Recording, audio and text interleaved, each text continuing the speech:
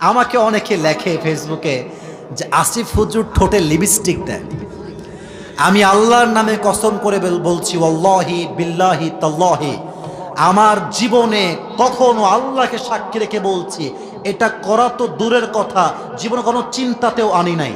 আমার কথা হচ্ছে, যেই মানুষটা আমাকে বলছে লিপস্টিক দেই, তার একটা ছবি আমাকে আপনি হোয়াটসঅ্যাপে পাঠান, তাকেও আমি লিপস্টিক 1 মিনিটে বানাই দেব। 1 মিনিট লাগবে, জাস্ট একটা ফিল্টার দিব, একটা ফিল্টার এনাফ।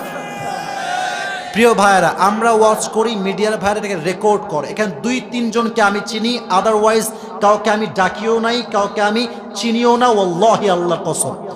কিন্তু ইউটিউবে যখন আপলোড হয় ভিডিওগুলো, অনেকে টিকটক চালায়। আমার কোনো টিকটক অ্যাকাউন্ট অফিসিয়াল নাই, আমি আল্লাহকে সাক্ষী রেখে বলছি, আমি কোনো টিকটকে নিজে ভিডিও আপলোড দেই না, অনেকে আমার ভিডিও আপলোড দেয়।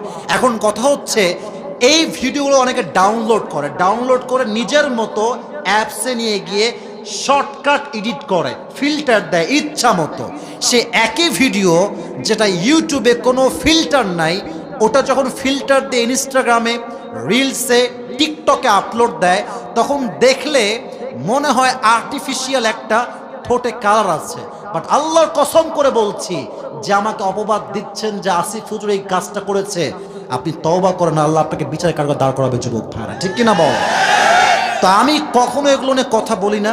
সময় টিভির সাক্ষাৎ ছিল প্রায় 1 বছর আগের কথা বলছি, আমাকে একদম সরাসরি বলছে, হুজুর আপনাদের বিষয়ে বক্তব্য কি আপনি বলেন, অমুক অমুক হুজুর আপনাকে নিয়ে কথাগুলো বলেছে। তো আমি অবাক হলাম যে হুজুরগুলো বলেছে তারাও মিডিয়ায় কাজ করে। বাট সমস্যা কোথায়?